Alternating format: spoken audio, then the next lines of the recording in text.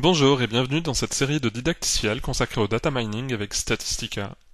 Aujourd'hui, dans cette 31e et dernière session, nous allons parler de l'utilisation du Data Miner Plus. Les sessions précédentes ont permis d'explorer les différentes étapes de réalisation d'un projet de data mining, c'est-à-dire la phase de nettoyage des données, la construction des modèles pour des tâches de classification, de régression et de segmentation, l'estimation des modèles ainsi que le déploiement. Toutes ces étapes ont été réalisées à l'aide des menus interactifs de Statistica et de l'espace de travail. Pour commencer, nous allons définir ce qu'est le Data Miner Plus, puis nous verrons comment l'utiliser afin d'obtenir des résultats de data mining. Enfin, nous verrons comment personnaliser un projet à chaque étape.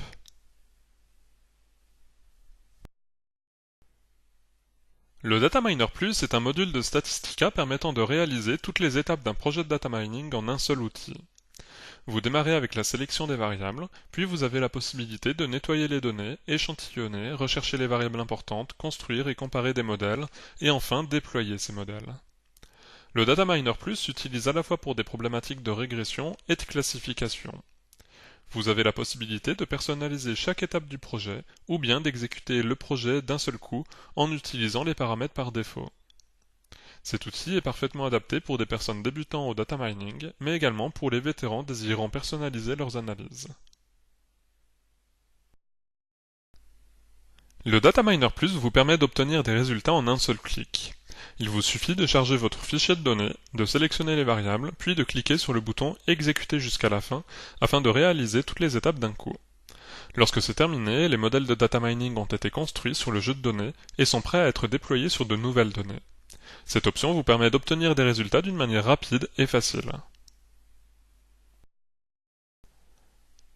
Chaque étape est personnalisable afin de tirer pleinement parti des options disponibles. Les options vous permettent de paramétrer les étapes selon vos préférences. Vous pouvez partager les données en un échantillon d'apprentissage et de test, sélectionner les variables les plus importantes et construire les modèles avec les spécifications définies. Passons à présent dans Statistica. Pour commencer, nous allons utiliser le fichier d'usine de boissons que nous avions étudié lors de la session 19. Cet exemple permet d'illustrer les problématiques de régression. Dans l'onglet Data Mining, nous allons cliquer sur le bouton Data Miner Plus. Lorsque la boîte de dialogue s'ouvre, nous avons un aperçu des derniers projets sur lesquels nous avons travaillé dans le passé. Nous allons cliquer sur le bouton Nouveau afin de créer un nouveau projet. Nous allons sélectionner le volume cible comme variable dépendante continue et sélectionner un groupe de prédicteurs continu en entrée. Puis, nous allons utiliser l'option Exécuter jusqu'à la fin. Une fois que l'exécution du projet est terminée, nous pouvons examiner les résultats. Par exemple ici, nous avons un aperçu du nuage de points des valeurs prédites du volume cible en fonction des valeurs observées pour les algorithmes CART, boosting d'arbres et réseau de neurones. La feuille de données suivante nous renseigne sur les corrélations des nuages de points précédents, et nous constatons que le boosting d'arbres semble être la meilleure méthode puisqu'elle possède la corrélation la plus élevée. D'autre part, le classeur possède un dossier par modèle permettant d'examiner les résultats de chaque méthode. Par exemple, il est possible de visualiser l'arbre carte dans le dossier du même nom. L'option Exécuter jusqu'à la fin du Data Miner Plus est un outil simple permettant d'obtenir des modèles de data mining prêts à être utilisés pour du déploiement. Passons maintenant à notre exemple de crédit scoring et cliquons sur le bouton Data Miner Plus de l'onglet Data Mining afin de créer un nouveau projet avec ce fichier.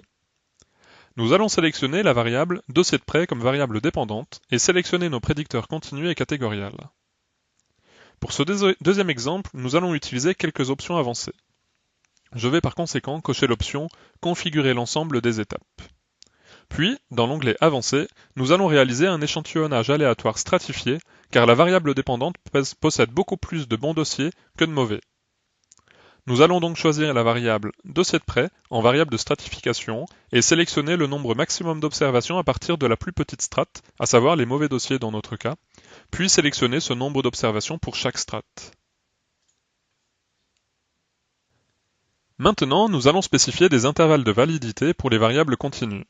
Par exemple, nous pourrions garder uniquement les individus dont la durée du prêt est au minimum de 6 mois. Le montant du prêt vaut au minimum 1000 euros et l'âge minimal est de 18 ans. Nous pouvons également cocher l'option Supprimer les points aberrants et les remplacer par la limite. Enfin, en ce qui concerne les valeurs manquantes, nous pouvons les remplacer par la moyenne dans le cas des valeurs des variables continues et les remplacer par la catégorie la plus fréquente pour les variables catégorielles. La phase de préparation est à présent terminée. À l'étape donnée de l'analyse, nous avons la possibilité de partager notre jeu de données en un échantillon d'apprentissage et un de test. En cochant cette option, 20% des données seront consacrées à la comparaison des modèles. Puis, à l'étape redondance des données, nous allons utiliser le coefficient de corrélation afin de déterminer si des prédicteurs continus sont linéairement liés. Si des variables redondantes sont trouvées, nous utiliserons le filtrage rapide des meilleurs prédicteurs afin de réduire la liste des variables importantes. L'étape construction des modèles va nous permettre de construire sur l'échantillon d'apprentissage des modèles de data mining. Puis, dans l'onglet Estimation, nous avons la possibilité de définir la matrice des coûts. Par exemple, via cette boîte de dialogue, nous pouvons spécifier qu'il est 2 fois plus grave de prédire un bon dossier alors que le dossier est mauvais plutôt que l'inverse. Une fois que toutes les étapes du projet ont été configurées, nous pouvons, comme précédemment, utiliser l'option Exécuter jusqu'à la fin afin d'obtenir les résultats. Examinons à présent les résultats obtenus. Voici la courbe de lift calculée à partir des mauvais dossiers permettant de comparer les modèles. Nous constatons que le modèle d'arbre carte est le plus mauvais des modèles.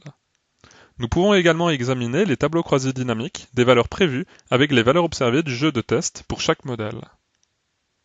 Pour conclure, le Dataminer Plus est un outil simple fonctionnant à la fois pour des analyses de régression et de classification, dont les étapes peuvent être personnalisées et permettant d'obtenir rapidement des résultats.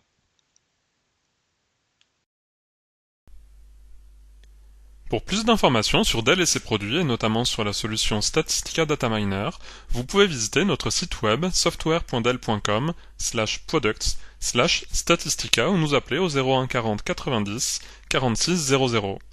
Vous pouvez également, pour suivre cette série de didacticiels, vous abonner à notre chaîne YouTube. Merci et à la prochaine session.